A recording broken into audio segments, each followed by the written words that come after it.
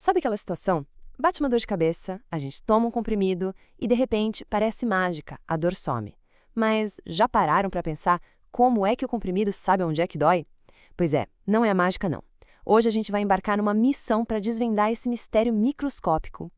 Então, a grande pergunta é essa: como que uma molécula que parece tão simples sabe exatamente para onde ir e o que fazer lá dentro do corpo? A resposta, gente, não é mágica, é bioquímica pura e de altíssima precisão.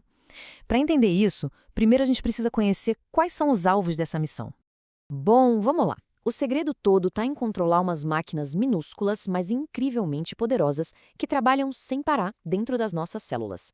O nome delas? Enzimas. Pensa nelas como se fossem os motores, os operários que constroem, consertam e gerenciam absolutamente tudo no nosso corpo. E a missão da aspirina é bem clara: encontrar uma enzima bem específica e desligar. Mas calma lá, antes de sair desligando as máquinas, a gente precisa primeiro entender como se mede o desempenho delas. É que nem um carro, sabe? Uma enzima tem lá suas especificações técnicas que dizem o quão rápido e o quão eficiente ela consegue trabalhar. Vamos dar uma olhada nas duas mais importantes.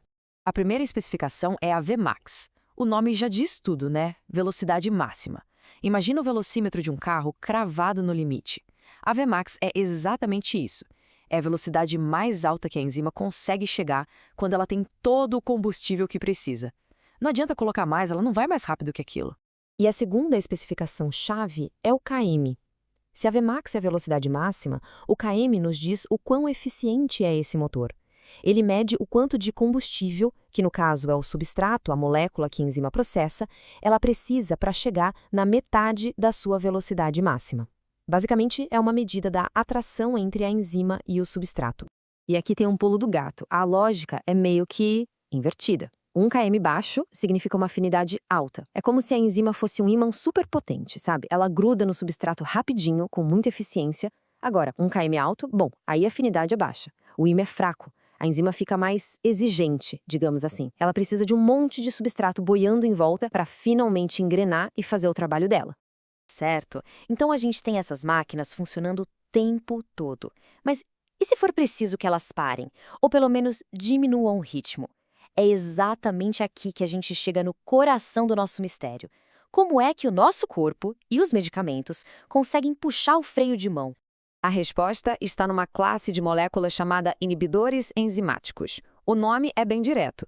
Eles são projetados especificamente para serem os freios, os botões de desliga dessas nossas máquinas biológicas. Eles se encaixam nas enzimas e, simplesmente, impedem que elas trabalhem. E existem basicamente dois tipos de freios. A inibição reversível é como o pisar no freio do carro. Quando se tira o pé, o carro volta a andar. O efeito é temporário. Já a inibição irreversível, essa é diferente. É como jogar supercola no motor.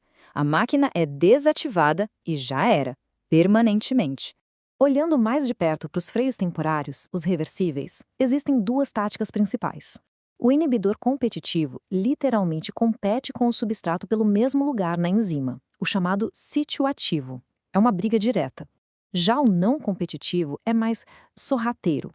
Ele se liga em outro lugar, um sítio alostérico, que funciona como um controle remoto. Ao se ligar ali, ele muda o formato da enzima e ela para de funcionar direito, não importa quanto substrato tenha por perto. Agora, vamos dar um passo para trás para entender uma coisa fundamental. Essas máquinas todas, elas não funcionam de qualquer jeito. Elas são extremamente sensíveis ao ambiente em questão. A biologia opera com uma precisão absurda para manter tudo nos eixos. E um ponto crucial é este: enzimas não fazem mágica. Elas não criam reações químicas do nada. Elas são aceleradores. Elas pegam reações que já iriam acontecer de qualquer forma, mas que seriam lentas demais, e aceleram essas reações milhões, bilhões de vezes. Elas fazem a vida acontecer na velocidade que a gente conhece. Então, por que a gente simplesmente não esquenta o corpo para acelerar tudo? Porque as enzimas são como esculturas de proteína super delicadas. O calor excessivo quebra a estrutura delas. É um processo chamado desnaturação. A enzima se desmancha, perde sua forma 3D e, com isso, sua função. A máquina quebra. É por isso que uma febre muito alta é tão perigosa. E agora, com todas essas peças do quebra-cabeça na mesa, a gente finalmente pode voltar para a pergunta inicial. Chegou a hora de resolver o mistério da aspirina. Já temos tudo o que precisamos para entender a estratégia dela, que é ao mesmo tempo elegante e poderosa. Então, aqui está a grande revelação. A aspirina é um inibidor irreversível. Lembra da história da supercola no motor? É isso. A missão dela é encontrar uma enzima específica, chamada COX, que é a fábrica dos sinais de dor e inflamação no corpo. A aspirina se liga permanentemente a ela e pronto, desliga a máquina da dor. Simples assim.